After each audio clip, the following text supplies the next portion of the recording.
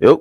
And there it go. It says that we alive. What up, y'all? It's the two-time ATL's hottest DJ, the God DJ Agony, also known as Dr. Dope, checking in with you on this midweek because guess what?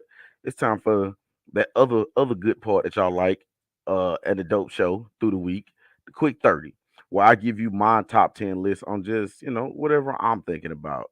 Um, First of all, big shouts out to everybody that watched the quick 30 from last week, top 10 shows better than Friends. If you have not watched that, go on YouTube after this one. Go on YouTube and watch that one as well as watch the other ones. And the dope show from 2 weeks ago with me and Music Monk, definitely go back and watch that one. Yo, that is a music history lesson. You can sit there and really soak up some knowledge on that one.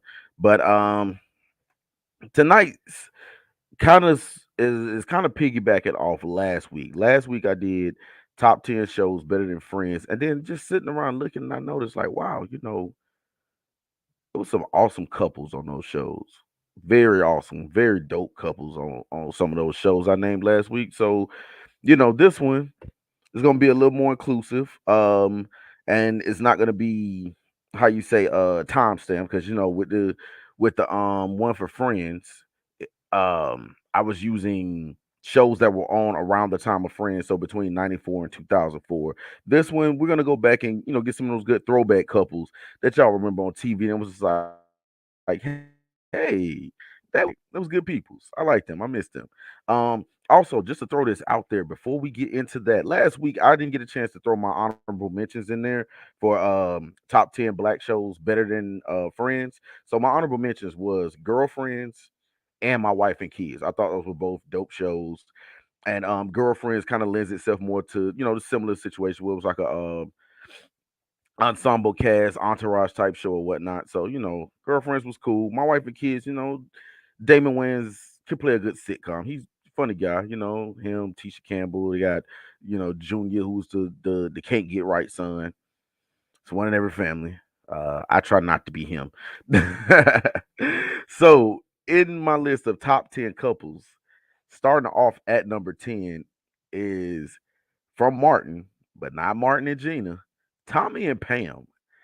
Tommy and Pam was one of those couples like you just didn't see those two getting together, and then it happens, and this is like, oh, this could work because Tommy was the player, what I'm saying, with his black book, GTD, what I'm saying, got them draws. And then Pam was just, she just had misadventure one after another in the life of dating. So for Tommy to put down his player card and Pam to finally actually get with a good guy that, liked her, that was pretty cool. So big shouts out. Tommy and Pam, number two from Martin. Number nine, we going old school with this one, y'all.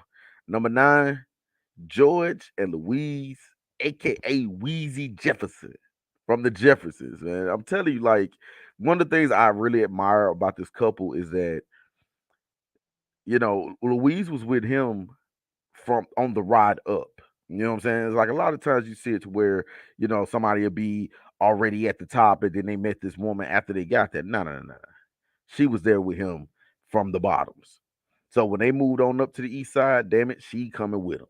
So hey, you know what I'm saying? When you got one like that in your corner, yo, y'all gotta ride that out, man. And as mean and as hell as George was, Weezy always had a way of calming that shit down. Like, hey, nah, not here it ain't. So hey, they were a perfect balance, and like I said, they brought it from nothing to something. So yo, big shouts out to George and Wheezy Jefferson, man. That's my number nine. Number eight is probably number eight comes from one of my favorite sitcoms growing up, and these two couldn't have been no more matched and mismatched at the same time. Like this was a very, very odd couple, but somewhere or another they worked. Go figure. And that's Al and Peg Bundy from Married with Children, man.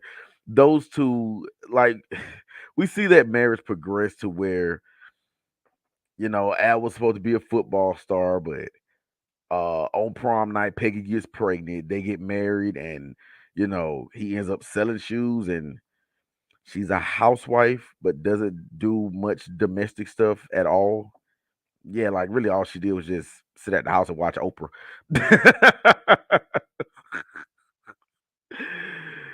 Oh shit. I mean that's all you was gonna get from that. Big shouts out to my LF in the building. What up, Butler?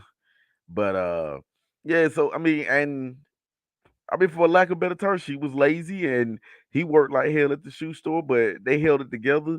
They were a very, very strange couple. And I want to know, and having not been married, when do you get to that point in your relationship where sex becomes a chore? Like they ended up in later years on that show roasted each other about the sex they didn't want to have with each other. It was crazy. It's crazy. I don't know that part. Like I've never been there. So my bad. Number seven. Number seven was it was one of my favorites and probably could have been higher, but this list is stacked, y'all. This list is stacked. It's packed in. So this couple had to fall in at number seven. That's Carl and Harriet Winslow from Family Matters. I like their own screen chemistry. The fact that Carl was a blue collar police officer. Harriet was what was she like a elevator operator at one time, and of course nobody needs elevator operators no more. You just walk in and hit the button and go on about your business. So it was a while that she went on that show, as a housewife. But the difference with her and Peggy Bundy, Harriet kept a tight house. Like Eddie messing up in school, Harriet in his ass. You know what I'm saying? Laura want to go out dating and playing around them streets, Harriet on that ass. You know what I'm saying? So hey, Harriet Winslow was the house mom of house moms, and Carl Winslow was just that good blue collar police 9 to 5 dad, great husband. You know what I'm saying? He got caught up in some situations that didn't look too good on some of them stakeouts, but Carl was true blue. Man. He was a good guy, man. He wasn't out there playing them streets and nothing. So big shouts out to Carl and Harriet Winslow, man.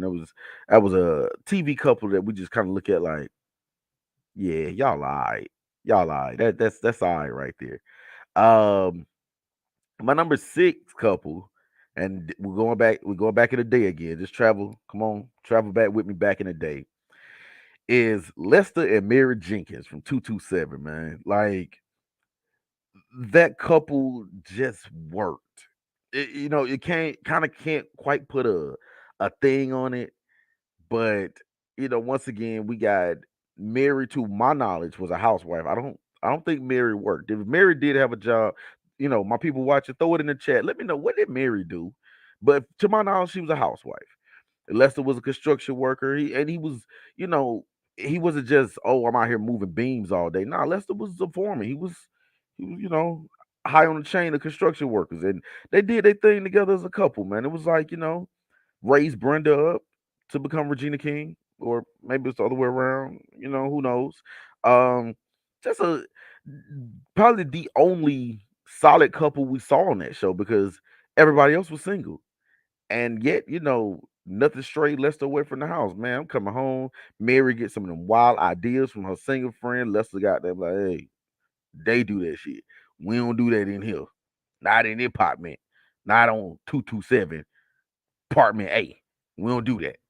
So they were a good balance, man. It's just a great couple all the way around, man. Yo, big shouts out to Lester and Mary Jenkins, man. It's crazy because if we go back into other sitcoms, he was a cop and she was a maid. It's just like, okay, well, I guess they put it together, and maybe they ain't got to work so hard now.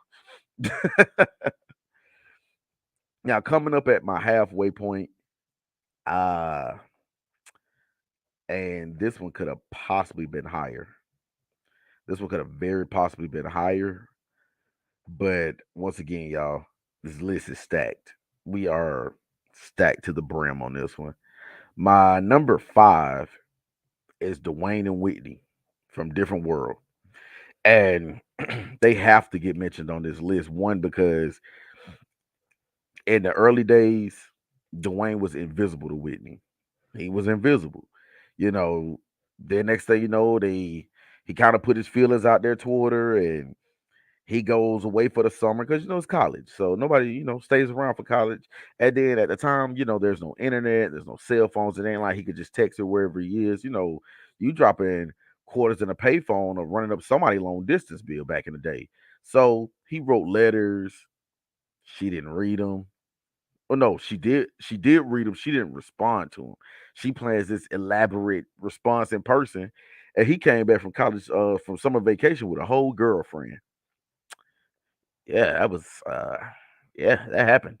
So they went through it from trials and tribulations here and there. Whitney's almost married. Whitney's almost married. She's right there. And Dwayne runs down there, all talking about, and gave the monologue of monologues. Like, Whitney, baby, please take me. Marry me. Yes. It was ghetto gold, man. I'm telling you, it was ghetto gold. I promise you. That has got to be one of the most iconic moments in sitcom history. Period. Like Dwayne waited to the midnight hour and dove in there, and the what was the dude? The congressman, the senator, he's running for councilman or something like that. He sat up there, got that look on, like the fuck. I'm I'm married right now. I'm 2 words away from being married. And here come this. And you know what? I'm gonna be honest with you. It's a wonder security didn't whoop Dwayne ass. It's a wonder security didn't whoop his ass, like for real. I'm gonna be honest with you. I'm a politician. I got muscle at the door and a picture that say, if you see this dude, punch him to sleep. But I digress. Um. Oh, okay. Newly elected senator. There we go. I knew he was something political. Um. And that had to hurt though. Think about it like this. Remember during that whole thing when he was running, Dwayne was working on his campaign. And this dude that you working for is dating your woman. Finna marry her too. Mm-hmm. Mm-hmm. They were dragging him. But see, you know what? That's because it was on NBC. So that's why they were getting pulled out by security. Had it been on HBO, they'd have beat the brakes off of him. Big shouts out to Dwayne and being on network TV. There you go. Baby, please. Hey, please. I love it, man. I'm telling you, like that moment is probably one of the most iconic. But it comes at number 5 because, like I said, this list is stacked. People at the top 5 is gonna have you like, hmm, hmm, hmm, hmm. Yeah, it's that good, man. I'm telling you. So number 5, Dwayne and Whitney was, like I said, that shit was great. That was great. Number 4 ranked as high as it did because they just were the couple that were not supposed to be together at all. But I be damned, they finally did make it together. Big shouts out to Regina Sunshine in the building. What's up, shouter? But this couple was not supposed to be together. As much hell as they gave each other, it's almost like, they say when you little kids and you don't know how to show you love each other, you like each other a little bit, so you hit each other and run off and beat each other up and all that. Yeah, but they did that verbally. Thankfully there were no hands thrown because my money would have been on her. That is Kyle and Max from Living Single. Those two were not supposed to. You just never saw that spin to the show coming to where, wait, y'all really like each other? Really? Huh. But yeah, they were rough on each other. Like, I mean, you go back, some of the jokes that they cracked on each other were like, oh wow. This is bad. Y'all really can't stand each other, huh? Like, just crazy. Like, at some point, Kyle, you gotta call up one of your girl cousins and come see about her because she dogging you out right now. But it wasn't that serious because in on the cool, in secret, they actually liked each other. It was weird. It was weird, but yeah, like Kyle and Max, weird couple. Well, that's true too. I mean, Kyle Barker is like probably one of the coolest sitcom characters ever. Matter of fact, gives me an idea for a list. Hmm. Hmm. Coolest sitcom guys. Be on the lookout for that one. But yeah, Kyle and Max were that odd couple, but at the same time, think about it like this. He was a stockbroker, she was a lawyer. You imagine, like, I mean, we're talking about like the power moves that can be made from a couple like that. Like that is awesome. I'm gonna be honest. Had the writers or producers had stood up on that, that could have made for a dope spinoff. Great list idea. Yeah, we gonna see if we can flesh that one out between now and next Wednesday. Scratch chin, think hard. But yeah, so definitely Kyle and Max because they were the odd couple that worked out. Like it was so cool though to see those two together. And you know what? One thing about it too, we didn't see a lot of dark skin love back in the day. It was always two light skinned people, light skinned, dark skinned, but it was never just two dark skinned people. I'm talking about two dark skinned, very natural couple. Because at the time, they, if I'm not mistaken, they both had locks, didn't they? So we got two dark skinned people with locks looking all extra Nubian on the show. I like what you're doing with that. I like how this is going. But yeah, big shouts out to Kyle and Max. Like, had the show went on, I would like to see how that relationship could have possibly progressed. Like I said, get married and made a hell of a spinoff. Like, I would have been here for that. I'd have definitely been here for that. Number three, at number three could have possibly been higher, but at the same time, this list is stacked, people. So number three is Rock and Eleanor from Rock. Now that right there was just love. Think about it like this. Eleanor was a nurse at a hospital, worked crazy hours. Rock was a garbage man, blue collar type guy, real blue collar family, period.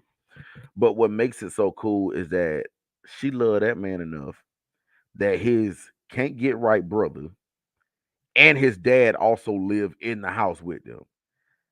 And when I never forget the scene when Andre the drug dealer comes over and he's telling them to leave the room. Eleanor is the last to go. She is not trying to leave her man down there with Andre the drug dealer. But at the same time, it was like, at the same time, she knew my man got it. But at the same time, I ain't gonna let him get got either. So it was like that bond was so cold and you could tell that it was just genuinely about them because in the parts where she was trying to have a baby and if I'm not mistaken she ended up losing a baby actually. I think i think she ended up losing a baby and then they eventually had one in those later years and then they ended up adopting a girl because when Heavy D decided, hey, I'm gonna kill Andre the drug dealer and make a safe neighborhood. Well, somebody's got to raise your daughter while you go to jail, and who better than Rock? Because he good peoples. He good peoples. If I ever went to jail, Rock could help raise my son. Now, if my son start coming out with VCRs he found in the trash can. I'm like, okay, look, we might splurge and go to the store get you a VCR. But nah, Rock was a good dude, man, through and through. He just wanted to see. It was a positive show, and it was just a positive show full of positive characters. Well, positive characters and Andre the drug dealer.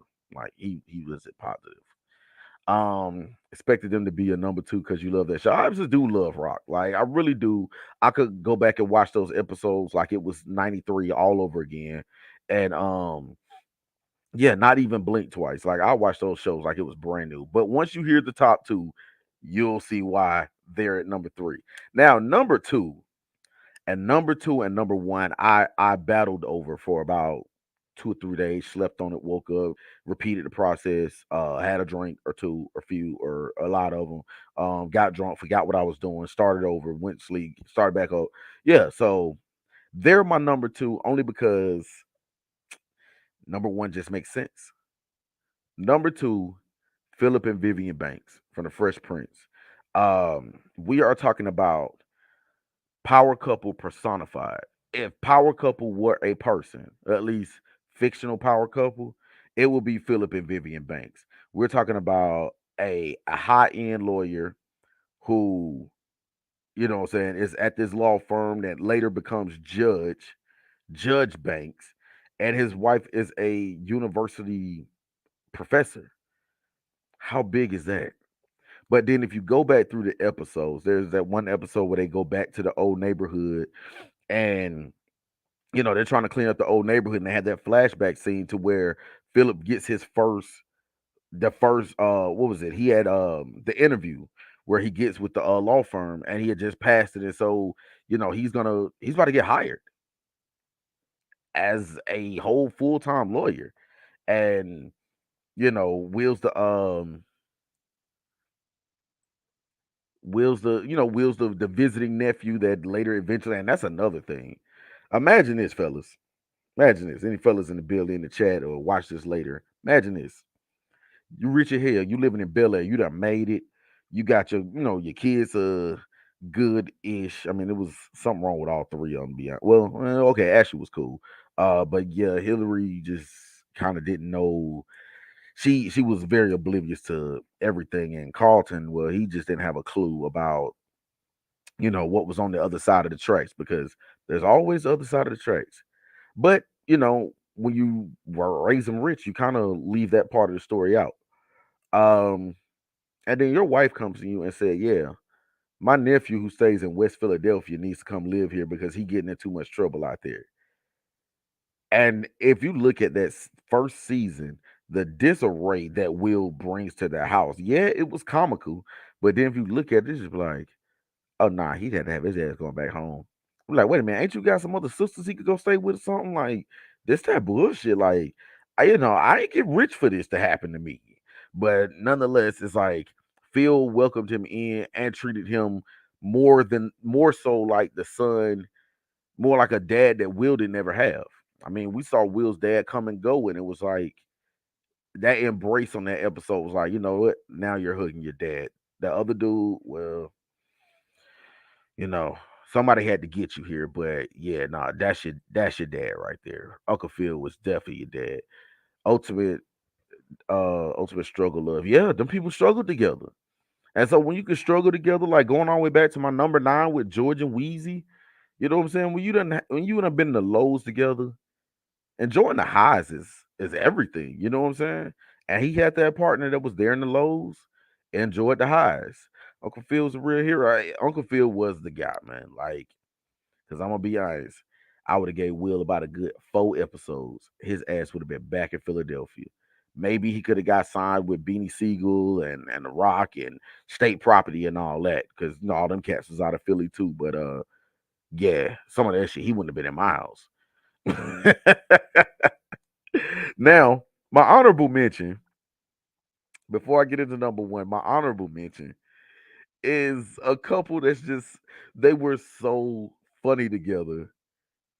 And it's one of those things you like to see this couple together with each other, because God forbid they be with anybody else and go like really just go screw up whatever else that other person had going on. It's like, nah, that kind of goofiness was made for each other. Anybody else, y'all would have never made it. And that's Cedric and Levita from the Steve Harvey Show. They were one of my favorite couples, man. They were so delightfully ghetto, and they loved the shit out of each other. And he had the Hyundai with the rims on it that he couldn't pay off the car. And I mean, Steve told him in one of the early episodes, he said, "You link up with that girl, you're gonna be back and forth taking her mama down to the Walmart." And showed up later episodes, yeah, I gotta go, Steve. I gotta take Levita and her mama down to the Walmart.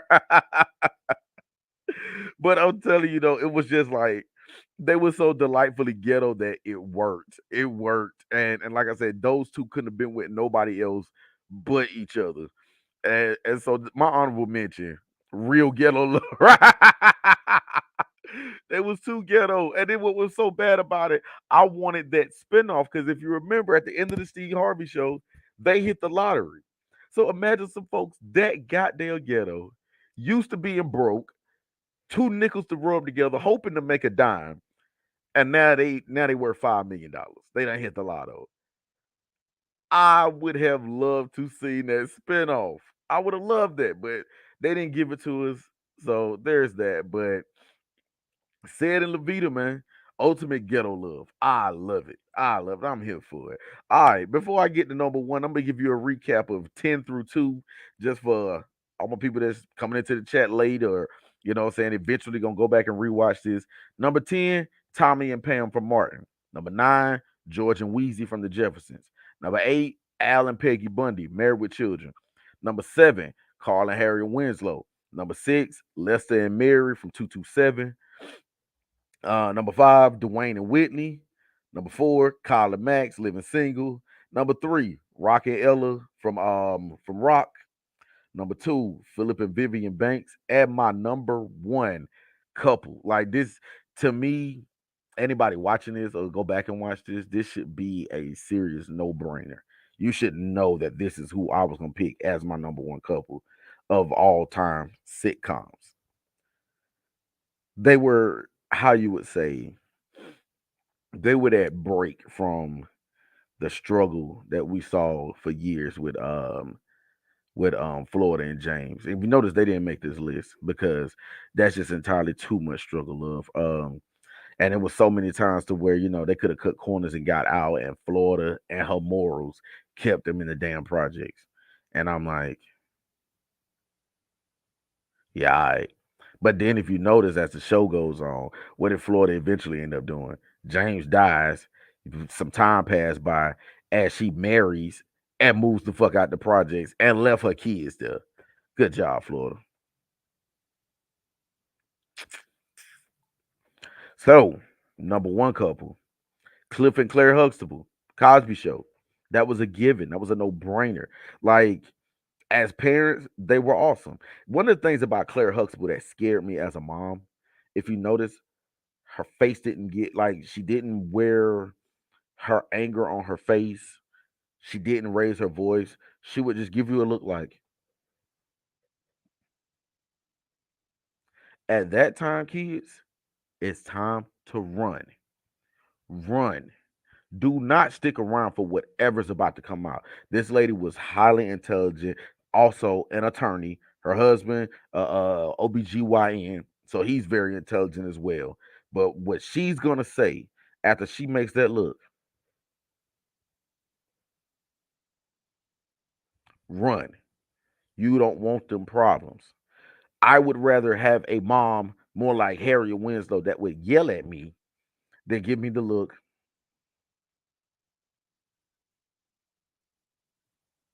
Yeah, no, just run.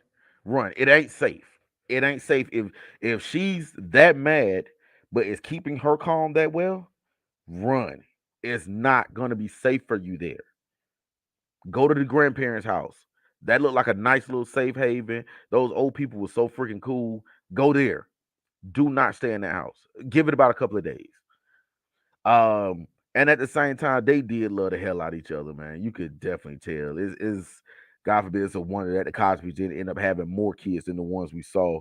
Um, yeah, they definitely loved on each other, and like that was a definite with the Cosby's. Like, and it was so big at the time to see a doctor and a lawyer married on TV. Exactly. They didn't worry about Cliff. Claire was the thug. Man, I'm telling you, you have to be scared of a person that does not show the emotion anger so outwardly. When your anger is this right here, it ain't safe. I wouldn't sleep for weeks. I just literally lay in the bed like I'm on a Nightmare on Elm Street movie and just hope the door don't open late at night. Because ain't no telling what she got waiting on you. Cliff and Claire were, and I would say, black TV's first power couple. I mean, that's like I said, it's just big. And then the thing is, it's like with them, their love was so genuine. The goddamn wretched. That that is classic TV right there. That the wretched. Classic TV. Or my other favorite one was when Vanessa got drunk, went to that party, and they brought her home and said, "No, we finna do some more drinking." Yes, indeed. Yes, indeed, man. The Cosby Show, man. Great show, classic episodes. And like I said, the first, in my opinion, and maybe if I don't know of one before that, jump in and tell me what it is. The very first Black Power couple in network TV. Y'all, I want to give a special shout out and a thank you to my LF in the building, Regina Sunshine, and Oh, there we go. Thompson in the building. What's going on, brother? Everybody that came through, stopped in, dropped a comment, dropped a like, shared, and stuck around for my quick 30, man. We got plenty more coming up. This Friday on the Dope Show, my interview with Miss Shea Butter.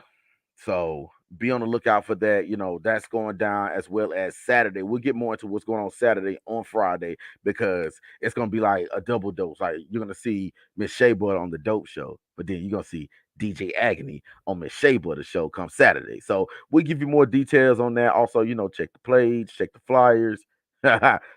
Drink her down. That moment was ghetto gold. I'm sorry. But yeah, definitely check the Dope page out on all platforms. Dope.enterprise on Instagram, Dope Enterprise on Facebook, Dope Enterprise right here on YouTube. And make sure that you tune in, like, share, subscribe. Then